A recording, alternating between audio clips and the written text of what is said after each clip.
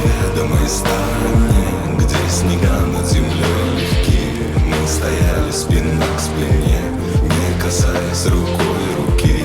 Расплескался